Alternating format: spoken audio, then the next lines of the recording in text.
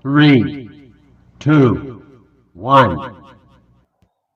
Assalamualaikum warahmatullahi wabarakatuh. Saya Vivi Nivia Gintari dari Prodi Ekonomi Syariah kelas A semester 1. Kali ini saya akan menjelaskan tentang sejarah bangsa Arab pra-Islam, peradaban Islam masa Nabi Muhammad SAW, masa Khulafaur Rasyidin, masa Bani Umayyah, peradaban Islam di Andalusia, Spanyol, dan masa dinasti Abbasiyah. Sejarah Arab pra-Islam sebelum datangnya Islam. Arab artinya padang pasir, tanah yang gundul dan gersang, tidak memiliki tanaman dan air. Kondisi geografisnya, di bagian barat Jazirah Arab dibatasi Gunung Sinai dan Laut Merah. Di bagian timur dibatasi Teluk Arab, dan bagian selatannya dibatasi negara Irak. Bagian utaranya dibatasi oleh Laut Arab, dan bagian utaranya dibatasi dengan negeri Syam, dan sebagian kecilnya dengan Irak. Ciri-ciri negara Arab sebelum munculnya agama Islam. Arab merupakan kawasan yang tidak maju.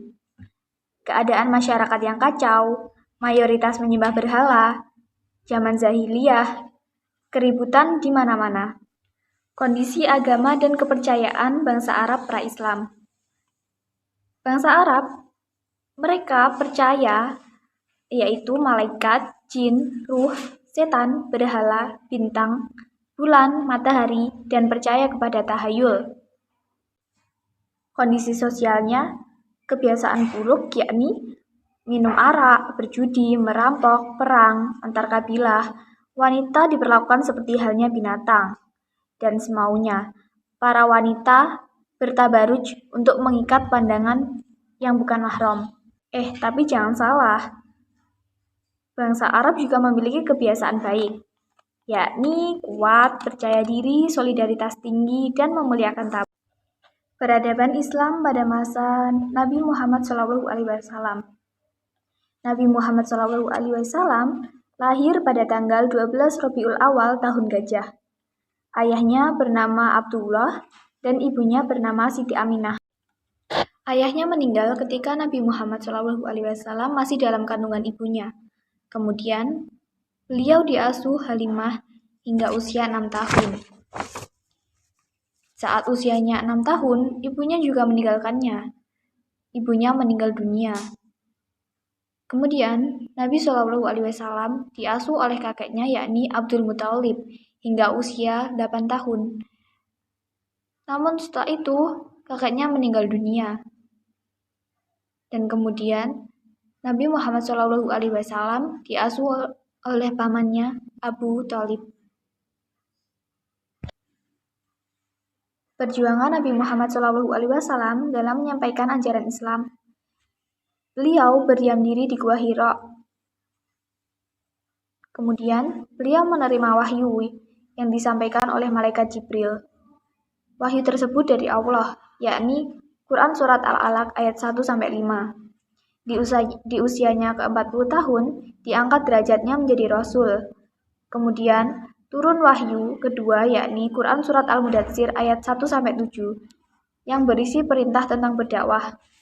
Cara berdakwah Nabi, yakni pertama secara diam-diam dan kedua secara terang-terangan. Peluang yang diterima Nabi Muhammad SAW saat berdakwah. Pertama, mendapat dorongan dan bantuan dana dari istrinya, yakni Khadijah. Kontribusi dan motivasi dari Abu Bakar, rasa penasaran orang-orang di luar Jazirah Arab, pengaruh yang kuat yang dimiliki Abu Thalib di kalangan Quraisy, perlindungan dari Abu Thalib, sikap Raja Habsyah yang turun membantu pelarian para sahabat untuk menyelamatkan diri dari upaya tindasan Quraisy.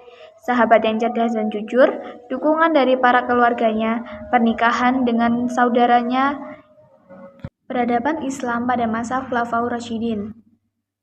Khulafaur Rasyidin adalah pengganti Rasulullah dan memimpin umat Islam dari kalangan sahabat pasca wafatnya Rasulullah. Tugasnya sebagai kepala negara dan juga pemimpin agama. Siapa saja sih Khulafaur Rasyidin itu? Yakni Abu Bakar As-Siddiq, Umar bin Khattab, Utsman bin Affan, Ali bin Abi Thalib. Khalifah Abu Bakar As-Siddiq. Beliau lahir pada tahun 573 Masehi, dan wafat pada tanggal 23 Jumadil Akhir 13 Hijriah. Gelarnya Abu Bakar karena termasuk pria pertama yang masuk Islam. As-Siddiq karena membenarkan hal yang dibawa Rasulullah terutama setelah peristiwa Isra Mi'raj. Peran saat menjadi khalifah yakni memberantas nabi palsu dan penolakan zakat, memerangi kaum murtad, dan pengumpulan Al-Quran. Khalifah Umar bin Khattab. Beliau lahir di Mekkah pada tahun 584 Masehi, wafat pada tanggal 3 November 644 Masehi. Karena ditikam saat sholat subuh oleh Abu Lu'lu'ah. Gelarnya yakni Amirul Mukminin, pemimpin orang-orang beriman, dan Al-Faruq, pembeda atau pemisah. Peran saat menjadi khalifah yakni memperluas wilayah kekuasaan, mengangkat beberapa gubernur, mengembangkan ilmu jurnalistik, mengembangkan ilmu astronomi, membangun tempat-tempat khusus yang terletak di sudut-sudut masjid untuk menuntut ilmu. Khalifah Utsman bin Affan. Beliau lahir di Thaif, Arab Saudi, wafat pada tanggal 17 Juni 656 Masehi di Madinah. Gelarnya Dzun Nuraini, pemilik dua cahaya karena menikahi dua putri Rasulullah, yakni Ruqayyah dan Ummu Kulsum. Peran saat menjadi khalifah yakni proses pembukuan kitab Al-Quran, memperluas Masjid Nabawi, meresmikan pemindahan pelabuhan wilayah Hijaz ke Bandar Jeddah. Selanjutnya, Khalifah Ali bin Abi Thalib. Beliau lahir di Mekkah, wafat pada 661 Masehi di Masjid Kufah, Irak. Gelarnya yakni Babul Ilmi atau pintu ilmu. Prestasinya menggantikan pejabat yang kurang cakap, membenahi Baitul Mal, memajukan bidang ilmu bahasa, membangun kota Kufah secara khusus. Peradaban Islam masa Bani Umayyah. Bani Umayyah didirikan oleh Muawiyah bin Abi Sufyan pada tahun 661 Masehi hingga 750 Masehi. Sistem pemerintahannya yakni monarki berbentuk kekhalifahan. Peradaban Islam di Andalusia atau Spanyol. Asal-usulnya Islam masuk ke Spanyol tahun 711 Masehi melalui jalur Afrika Utara. Kebudayaan Islam di Andalusia mengalami perkembangan yang pesat di berbagai pusatnya seperti Cordova, Sevilla, Granada, dan Toledo. Kemenangan melalui berbagai penaklukan wilayah yang dicapai umat Islam dengan begitu mudah karena beberapa faktor.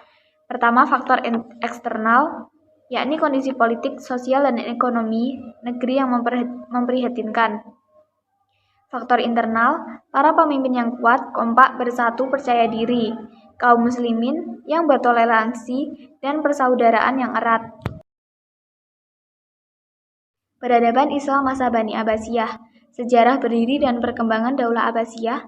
Langkah-langkah Bani Abbasiyah untuk mendirikan Daulah Abbasiyah yakni: pertama, membentuk gerakan bawah tanah. Kedua, menerapkan politik bersahabat. Ketiga, gerakan menanggalkan nama Bani Abbas tetapi Bani Hashim. Tokoh yang memiliki peranan sangat penting di antaranya yakni Muhammad bin Ali, Abdullah bin Muhammad, dan Abu Muslim Al-Khurasani. Pendiri Daulah Abbasiyah yakni Abdullah As-Saffah. Daulah Abbasiyah mengalami kemunduran karena beberapa faktor, yakni faktor internal, lemah dan tidak berdayanya khalifah yang dipilih, perebutan kekuasaan di pusat pemerintahan, hadirnya dinasti-dinasti kecil yang memerdekakan diri, kemerosotan perekonomian, dan munculnya aliran sesat.